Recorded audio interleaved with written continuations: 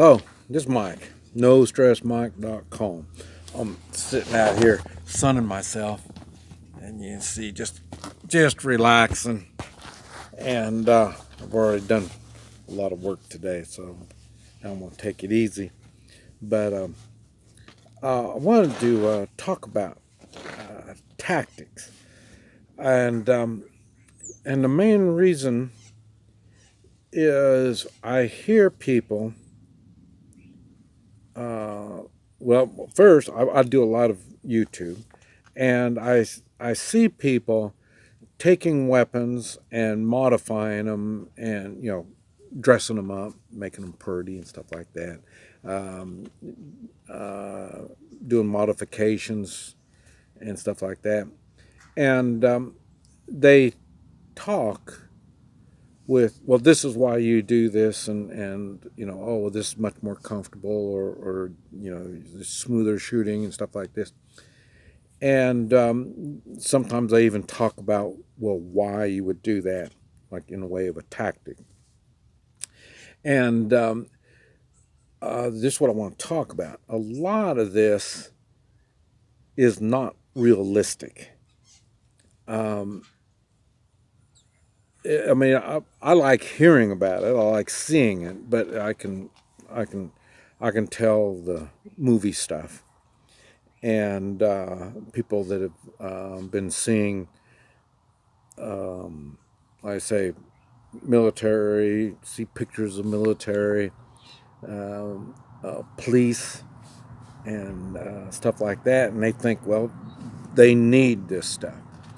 Um, and if you noticed, a lot of the stuff that I have, I make myself. And also, if I do have equipment, military, law enforcement equipment, it's modified to do what I want to do. And the reason is,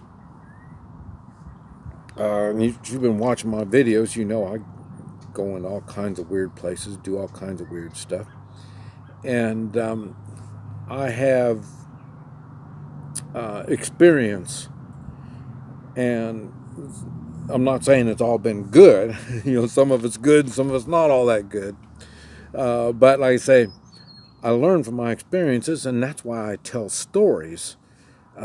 So if you really watch my videos and you read between the lines and you think, what is he not saying? You're going to find out my videos, probably 90% of my videos are about tactics. I don't really do a lot of show and tell. This is my cool weapon, and this is, all this stuff.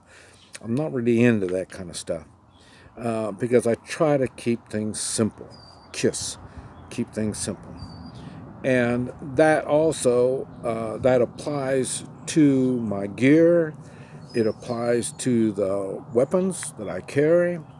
Weapons that I have specialty weapons that are only good for certain things, like shotguns and small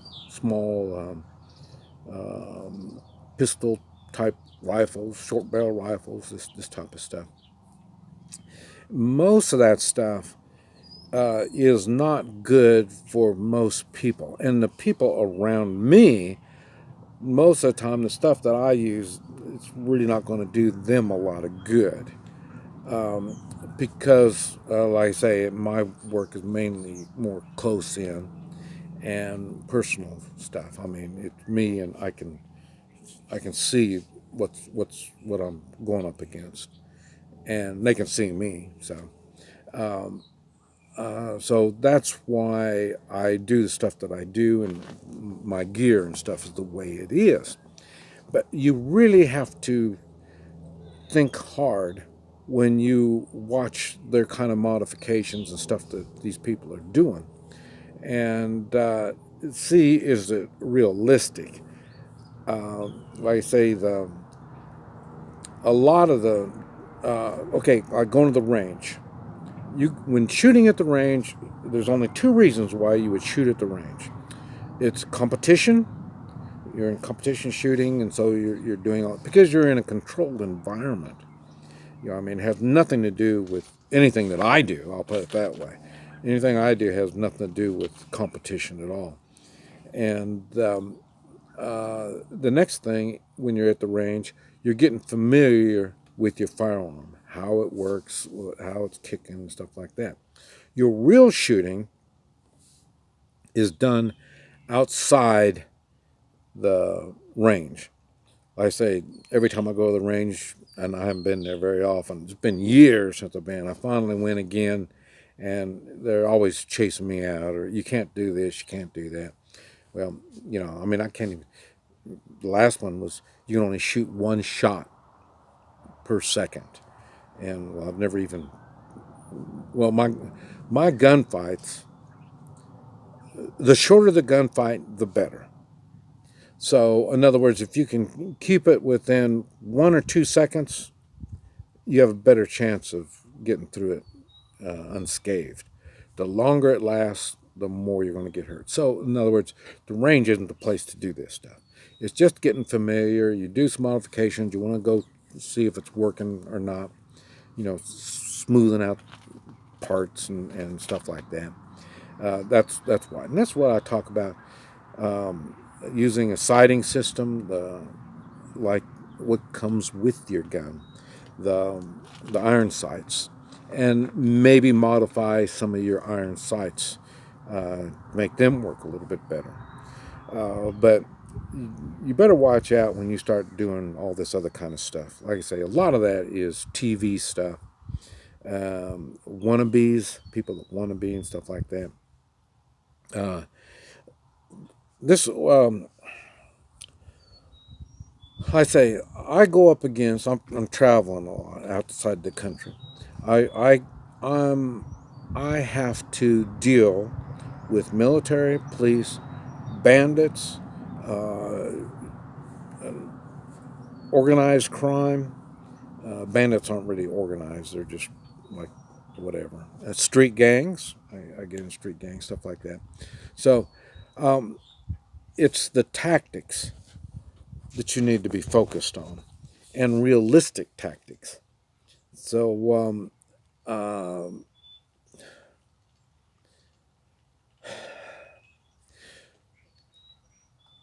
you see how much I talk about God, we the people, and the Constitution. Okay, the God is the moral part. You have moral responsibility. The Constitution is we have constitutional duty. And as being a good person, we the people, you have to think of we the people. And so that's why I talk about this kind of stuff. Because the gear is this much of what you need to do. My gear, depending, and sometimes I'm going up against, they're armed and I'm unarmed. So I've got to be able to project something, depending on the situation. But this is what I'm saying. These are the things you need to be thinking about. And that's why my videos, I talk about all this stuff, being spiritually prepared, mentally prepared, emotionally prepared. The physics part is not that big of a deal. Well, I'll put it this way. Once you mastered the physics, the physical part, then you'll see it's not that big of a deal. Like I say, hands is the number one. You need to be able to use your hands. I'm not saying, and martial arts classes is the same thing. You don't need to learn a bunch of moves. You need to know what's going to work. I had someone else ask about going on the ground. How do you fight on the ground? Well, I don't know. I don't go on the ground. Going on the ground is death to me. And yeah, if it's one on one, I've never been one on one. I mean, I probably have, but one on one is not that big a deal after you've learned to do multiple threats. And as I say, if I can get one or two come up against me, hey, that's good compared to what I normally go up against. And then once you can master multiples, and then one or two is much, much easier. And so that's why a lot of people say, well, you use overkill, because I'll use an AK for home defense. But like I say, they don't really understand. They don't see the full picture. I'm using porcelain bullets or plastic bullets.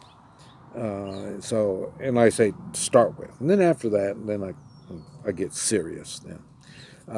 But and that all falls under tactics, So think of tactics.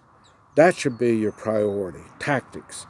Get the good tactics, and then arm yourself, whether it's hands, knives, firearms, or whatever, after you have realistic tactics that you can do.